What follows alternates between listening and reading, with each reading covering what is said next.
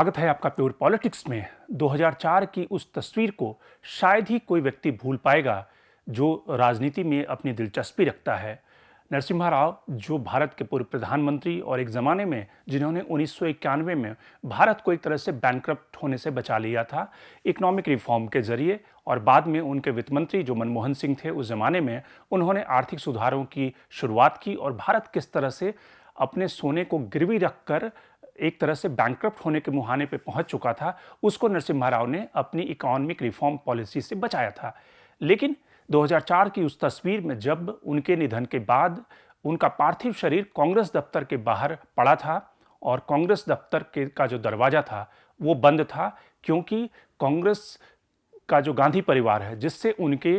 उस दौरान जब वो प्रधानमंत्री रहे उनसे उनका मतभेद रहा, और इसलिए उनके इशारे पर कांग्रेस दफ्तर का दरवाजा नहीं खोला गया उन्हें श्रद्धांजलि देने के लिए। उस समय प्रधानमंत्री थे खुद मनमोहन सिंह, यानी कि मनमोहन सिंह को नरसिम्हा राव ने वित्त मंत्री बनाया था और सारे आर्थिक सुधारों का जो श्रेय है वो मनमोहन सिंह के जिम्मे जाता है, वो नरसिम्हा राव की वजह से। लेकिन प्रधानमंत्री नरेंद्र मोदी ने एक झटके में कांग्रेस के हाथों से या कांग्रेस के पैरों के नीचे से जमीन खिसका दिया नरसिम्हा राव को भारत रत्न देकर। तो आखिर नरसिम्हा राव को भारत रत्न देने, चौधरी चरण सिंह को भारत रत्न देने और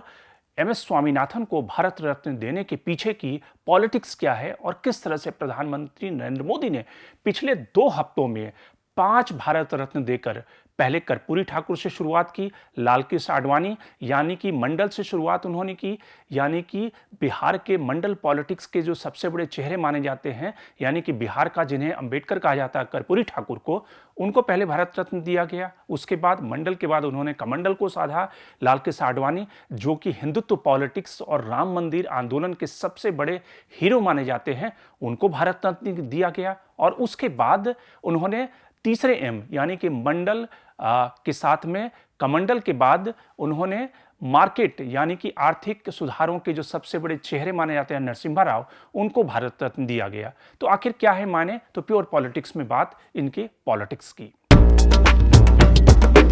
नरसिम्हा राव जिनके बारे में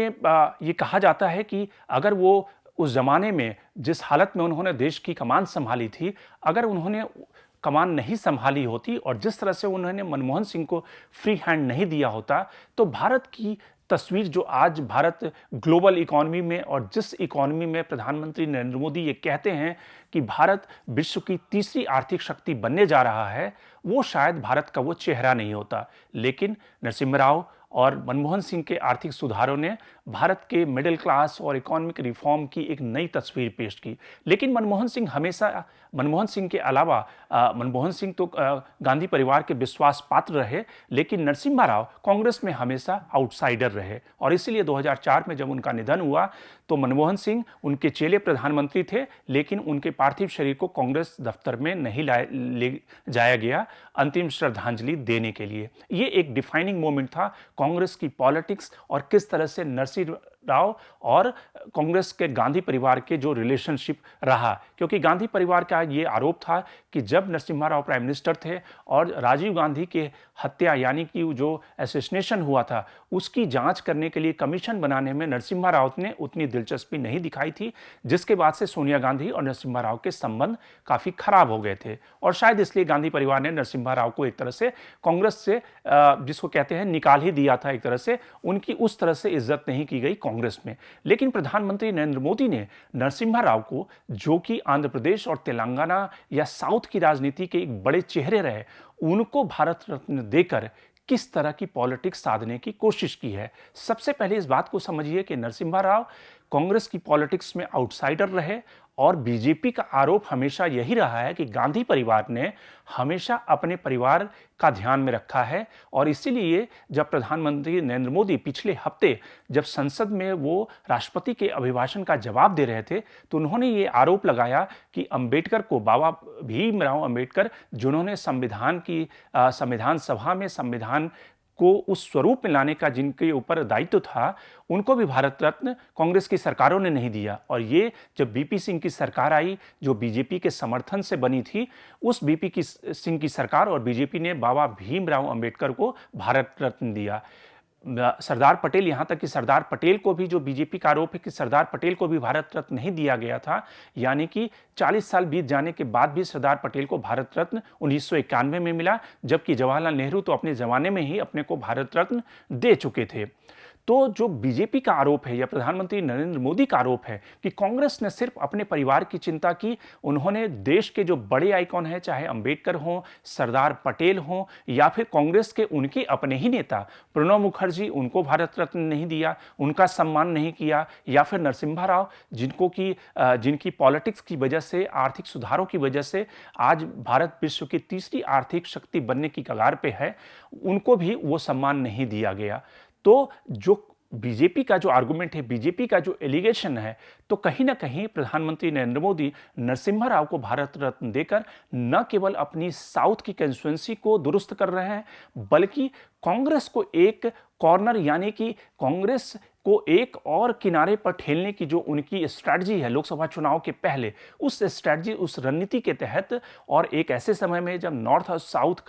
का जो डिवीजन और नॉर्थ और साउथ का जो डिबेट है टैक्सेस को लेकर या अलग अलग मुद्दों को लेकर, क्योंकि कांग्रेस का जो जनाधार बचा है वो साउथ के राज्यों में बचा है, चाहे वो तमिलनाडु में वो स्टालिन के सहारे या केरल में वो दूसरी पार्टियों के सहारे कांग्रेस वहां पे सीटें पा रही है। तो इसलिए कांग्रेस को साउथ की राजनीति में धकेलने के लिए, उसे किनारे पे पहुंचाने के लिए नरसिम्हा राव को भारत रत्न दिया गया। ये अलग बात है कि नरसिम्हा राव के प्रधानमंत्री वाजपेयी से बड़े अच्छे संबंध थे, और जब वाजपेयी टेक ओवर कर रहे थे नरसिम्हा राव से, तो नरसिम्हा राव ने उन्हें पूर्जी, यानी कि एक चिट पकड़ाया था, जिसमें उन्होंने कहा था कि नरसिम्हा राव वाजपेयी को बड़े प्यार से पंडित जी और गुरु जी कहकर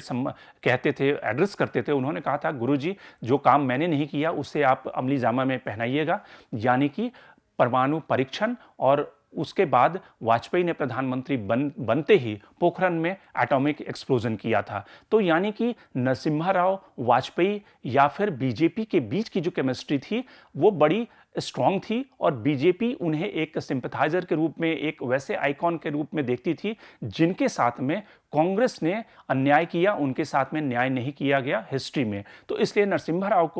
को भारत रत्न देना एक मास्टर स्ट्रोक कहा जा सकता है नरेंद्र मोदी का, खास करके कांग्रेस की पॉलिटिक्स को, कांग्रेस को और दरकिनार करने के लिए। लेकिन इस भारत रत्न की पॉलिटिक्स में बीजेपी ने या यूनियन गवर्नमेंट ने दो और चेहरों का चुनाव किया। वो दो चेहरे भी काफी सिग्निफिकेंट हैं। उन चेहरों को देखें, चौधरी चरण सिंह, चरण सिंह जो कांग्रेस के नॉन कांग्रेस के, यानी कि कांग्रेस से मुठभेड़ करते हुए, जिन्होंने कांग्रेस के खिलाफ लड़ाई लड़ी अपने 1970 के ज़माने में, और इमरजेंसी के दौरान भी जो जेपी ने आंदोलन किया, उस आंदोलन के प्रमुख नेता रहे, और इस तरह से मोरारजी भाई की सरकार बनी। तो उस आंदोलन के एक प्रमुख चेहरे रहे, नॉन कांग्रेस गवर्नमेंट की पहले मुख्यमंत्री रहे। तो किस तरह से कांग्रेस से मुठभेड़ करने वाले, और खास करके जाट पॉलिटिक्स, जिस जाट पॉलिटिक्स में आज की तारीख में अगर देखें कि किस तरह से फार्म प्रोटेस्ट के बाद बीजेपी न केवल उत्तर प्रदेश, यानी कि पश्चिमी उत्तर प्रदेश जहां जाट पॉलिटिक्स का दबदबा है, उस इलाके से लेकर हरियाणा की पॉलिटिक्स, राजस्थान की पॉलिटिक्स में बीजेपी को जाटों का गुस्सा झेलना पड़ा है, चाहे वो किसान आंदोलन हो या फिर शुगर केन इशू को लेकर। तो बीजेपी ने जाटों के सबसे बड़े आइकॉन चौधरी चरण सिंह, जो कि किसान नेता के रूप में जिनकी ख्याति रही है, जो कांग्रेस से लड़ने के लिए जाने जाते रहे, उनको भारत रत्न देकर न केवल अपनी जाट कंस्टिट्यूएंसी को एड्रेस किया है उत्तर प्रदेश में, राजस्थान में, हरियाणा में तो यहाँ तक स्थिति आन पड़ी थी पिछले चुनाव में कि उनको जेजेपी से अलायंस करना पड़ा सत्ता में आने के लिए, जो जाटों की पार्टी है।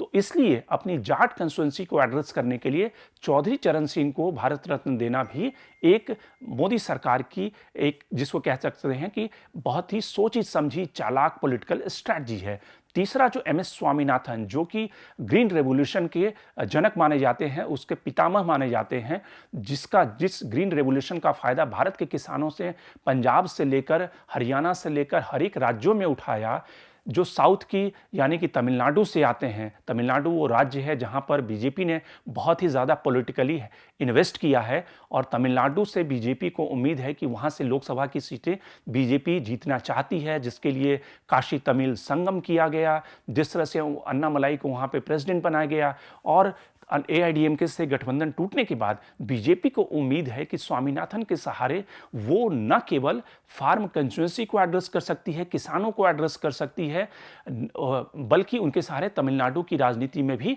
वो कहीं ना कहीं उसका फायदा उठा सकती है। लेकिन अगर देखें आप, अगर इस भारत रत्न की पॉलिटिक्स को बड़े ध्यान से देखें, अगर नरेंद्र मोदी की पॉलिटिक्स को आप कंपेयर करें, उसकी तुलना करें वाजपेयी की पॉलिटिक्स से, तो आप देखें कि वाजपेयी ने जो भारत रत्न दिए अपने कार्यकाल में, वाजपेयी ने किन लोगों को भारत रत्न दिया। वाजपेयी चूंकि कवि हृदय थे और इसलिए गीत संगीत और जो फाइन आर्ट्स हैं उसके वो मुराद थे, उसके प्रेमी थे, इसलिए उन्होंने अपने कार्यकाल में ज़्यादातर जो व्यक्ति चुने वो फाइन आर्ट्स, कला, संगीत के क्षेत्र से उन्होंने चुने। सुबा लक्ष्मी हो या फिर अमर्त्य सेन जो कि बड़े इकोनॉमिस्ट, गोपीनाथ बरदोलई रहे, रविशंकर रहे, लता मंगेशकर रहीं, बिस्मिल्ला खां, ये सारे वैसे चेहरे थे जो अपने अपने फाइन आर्ट्स के क्षेत्र के बड़े नाम थे। अगर सिर्फ पॉलिटिशियन के नाम पे उन्होंने जयप्रकाश नारायण को चुना, जेपी को चुना, जो जेपी जिन्हें संपूर्ण क्रांति का जनक माना जाता है और जो कि कांग्रेस की सत्ता से लड़ते हुए, इमरजेंसी के खिलाफ लड़ते हुए उन्होंने नॉन कांग्रेस गवर्नमेंट की स्थापना करवाई थी 1977 में मोरारजी देसाई के रूप में। तो एक पॉलिटिशियन का चुनाव वाजपेयी करते हैं। लेकिन आप अगर नरेंद्र मोदी को देखें, नरेंद्र मोदी में 2014 में आने के बाद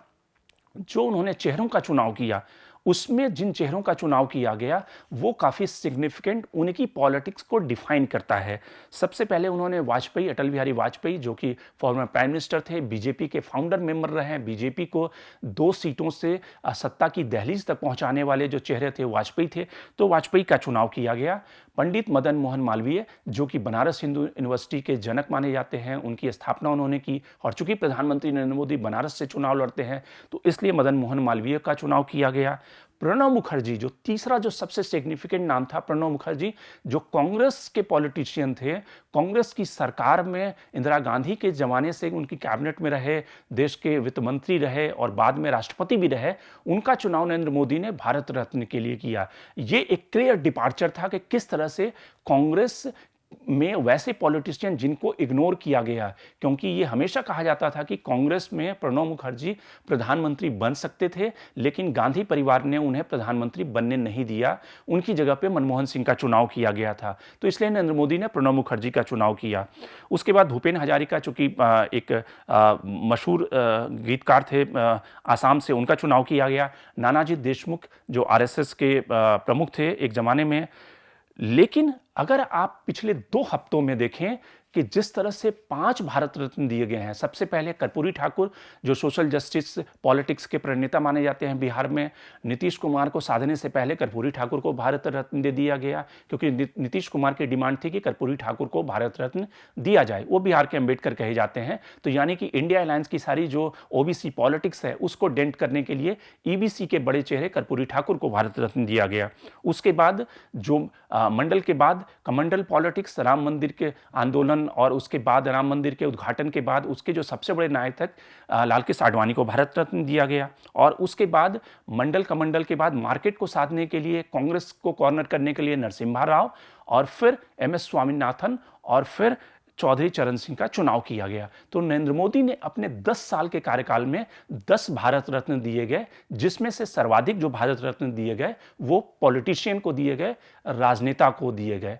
अगर आप इसकी तुलना यूपीए के सरकार से करें तो यूपीए सरकार ने भारत रत्न देने में भी कोताही की, और मनमोहन सिंह तो नरसिम्हा राव के चेले थे, उन्होंने,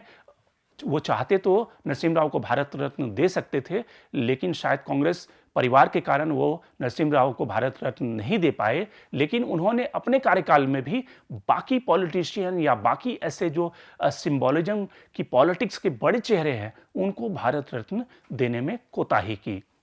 तो कह सकते हैं कि 2024 के आम चुनाव से पहले नरेंद्र मोदी ने न केवल राम मंदिर के जरिए हिंदुत्व की कॉन्स्टिट्यूंसी को साध लिया है, मंडल पॉलिटिक्स के बड़े चेहरे को उन्होंने साधा है, राम मंदिर के ऊपर संसद में प्रस्ताव आने वाला है, इसके अलावा भारत रत्न देकर साथ ही यूपीए सरकार के का वाइट पेपर, उनकी इकोनॉमी के ऊपर वाइट पेपर लाकर वो आर्थिक सुधारों और आर्थिक सपने को दिखाकर भारत की मिडिल क्लास, मिडिल कॉन्स्टिट्यूंसी को भी साधना चाहते हैं। Shankar Harimesh, the Print. लेकिन आप हमारे YouTube चैनल को सब्सक्राइब करना ना भूलें। अपने कमेंट्स, अपने रिएक्शन लगातार हमें भेजते रहें।